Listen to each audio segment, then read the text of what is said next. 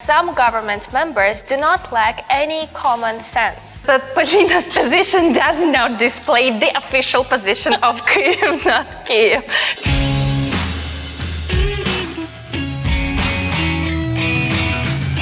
Hello world, it's Kyiv, not Kiev on the line. My name is Tetiana Haiduk, that's my friend Polina and we've got a fresh portion of news from Ukraine I'm ready to share with you. So let's go!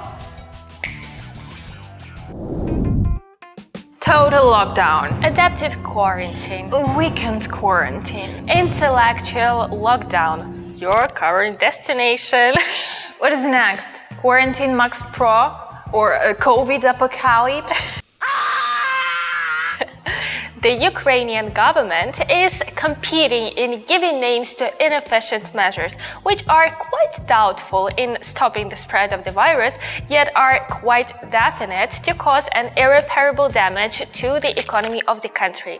Thus, head of the Servant of the People faction, David Rahamia, has just voiced the enforcement of an intellectual lockdown. That is actually how he calls a flexible approach to imposing restrictions in each of the regions. Well, the main naming criteria are creativity, using foreign language words, and claim for intellectuality. Sounds nice and loud, doesn't it? For the mere thought of smart Armageddon to make people not poke their noses out of home. The only thing that does not appear among the criteria for identifying the pandemic fighting measures is the effectiveness criterion. So far, we haven't heard how the weekend quarantine, for example, enacted 3 weeks ago, is about to curb the disease.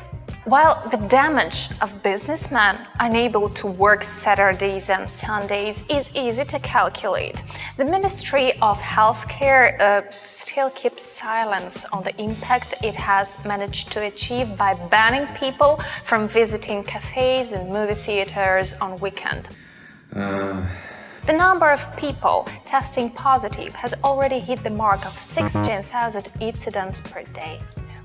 The weekend quarantine gave rise to numerous businessmen protests since it's the authorities who failed to provide a timely excuse how it's going to protect businesses from damages caused by working restrictions.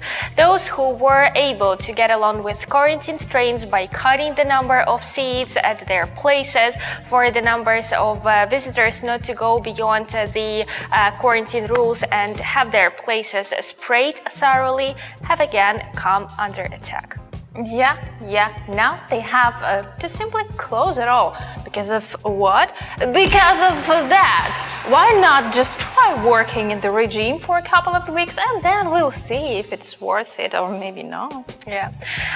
Some businessmen were pretty smart in their process. For example, restaurant holders from Lviv addressed the government from the central city square.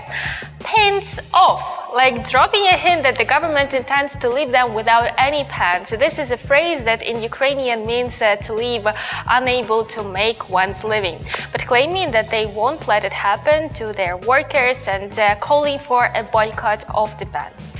In fact, and primarily judicially, they may have right, since the government is entitled to impose such restrictions only if emergency state has been imposed in the country first. That's what we don't have for now. The trouble is, it seems that Ukrainian principle has no viable plan for recovering from the COVID crisis. All calculations are approximate, all measures are flexible, but what they all depend on is not the epidemiological situation in the country, but the political state of affairs. The Minister of Health first says that the lockdown will be imposed as a last resort to limit social contacts when the number of infected reaches 9,000 per day. When we stand at 9,000, it becomes clear to the government that a lockdown will be followed by a wave of people's discontent, which moves the number from 9,000 to 12,000. After that, we arrive at 12,000 and no appropriate response again, but the weekend quarantine, another creative idea of the government being tested by mass public outrage, is the lockdown during Christmas holidays. We do not want any lockdown. The weakened Ukrainian economy will be beaten. But we must know that there is an action plan responding to the threat to the nation's health and not a number of creative namings for invalid measures.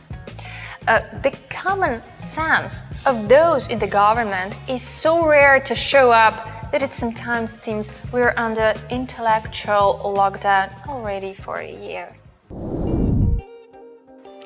Well, some government members do not lack any common sense. But Polina's position does not display the official position of Kyiv, not Kiev. No laughing. These are the statements the office of the president allows itself to make when one of its deputies keep chatting while publicly commenting issues important for the country. Well, I got your point. Deputy head of the office of the president, Oleg Tatarov, claimed that NABU director Artem Sitnik has no moral right to chair the anti-corruption body of the state and must leave. This comes at the time when President Volodymyr Zelensky personally assured the G7 ambassadors to guarantee the seat of the director of the National Anti-Corruption Bureau to Artem Sitnik. The statement by the illustrated official from Yanukovych-Azarov area who orchestrated criminal proceedings against Euromaidan activists and no idea how managed to take up the post of such a level was uttered at the backdrop of the IMF pushing as a key condition for allocating a tranche to Ukraine the independence of its core state, that is, the National Bank and NABU.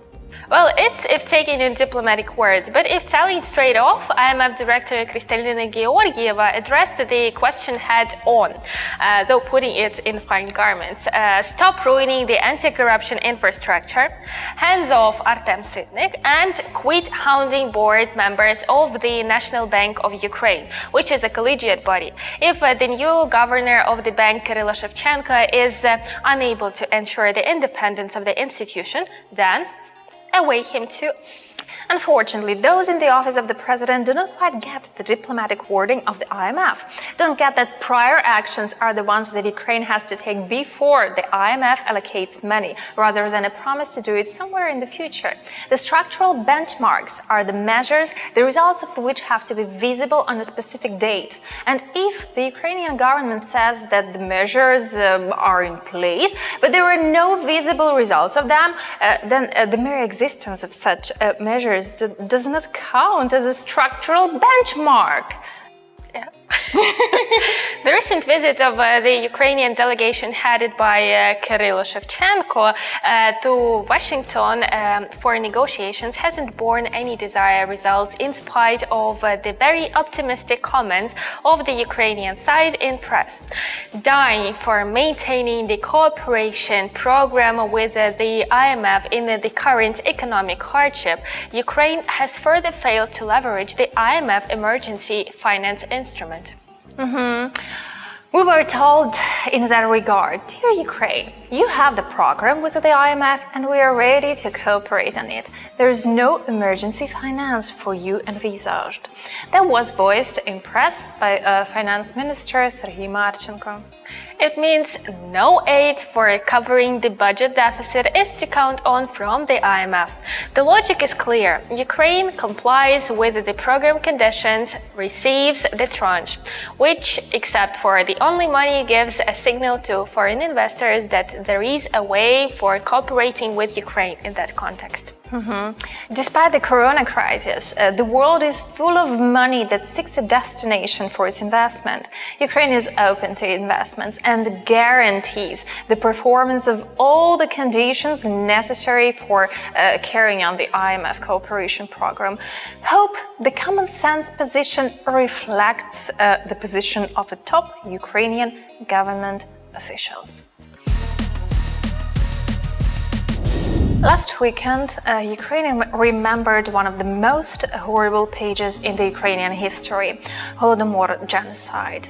Ukrainians lighted a candle in their windows in memory of the countless tortured and perished. Holodomor is a man-made artificial famine caused by the Soviet regime against the Ukrainians as a nation.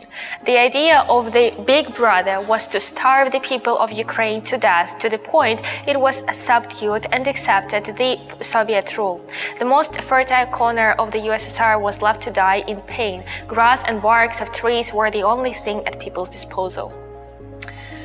For people in Europe and around the world to know more about the crime against humanity, the Ukrainian Academy of Leadership launched a project, an online restaurant offering dishes that saved the Ukrainians during Holodomor. Visit the site to learn more of the menu and sign the petition to add Holodomor to major English dictionaries. Never ask a Ukrainian why we hate the USSR. We do remember, and we ask you to remember too. From November 25th till December 10th takes place the all-Ukrainian campaign 16 Days Against Abuse. The aim is to invite public attention to the problems of combating family violence, child abuse, countering human trafficking and protecting women's rights. On the day of the campaign start, they opened exhibition named The Thing Is, devoted to the problem of domestic violence. The exhibition includes 16 household items relating to real-life cases of domestic abuse. Next to them, there are QR codes by scanning which one can listen to stories of people who have suffered from domestic violence or witnessed it. The exhibition is also available online via the link we left you. And now a piece of surprise. Ukrainian borscht has been replaced on the New York Times pages by Ukrainian mushrooms. Surprise! Surprise, tak surprise.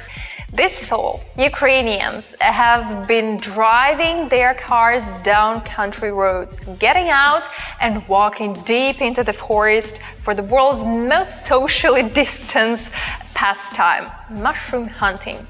Writes the New York Times. Yeah, the mushroom season in Ukraine proved incredibly fruitful. Before the first snow, people took their time to pick honey mushrooms, yellow belotuses. Боже, як це читається? People took their time to pick honey mushrooms, yellow belotuses, and of course took pictures of non-eatable but the beautiful ones. Interestingly enough, that when asked for advice on locations, the etiquette for a polite Ukrainian mushroom hunter is to describe some phony spots so as not to appear rude, while in fact never revealing where the mushrooms really are. Ukrainians who have taken to tagging spots on Google Maps are seen as spoilers of this tradition. Yeah. Pictures from mushrooms hikes became kind of a flash mob of this fall. So you can enjoy it. Even my phone has a good collection of photos. With mushrooms? With mushrooms and without them. Due to the lockdown and travel restrictions, Ukrainians start reassessing their attitudes to going on holiday in their home country. Amidst the closure of malls, cafes, gyms and movie theaters, a ride to the woods meets all the needs with people are deprived of satisfying during the... Хорошо, лишаємо.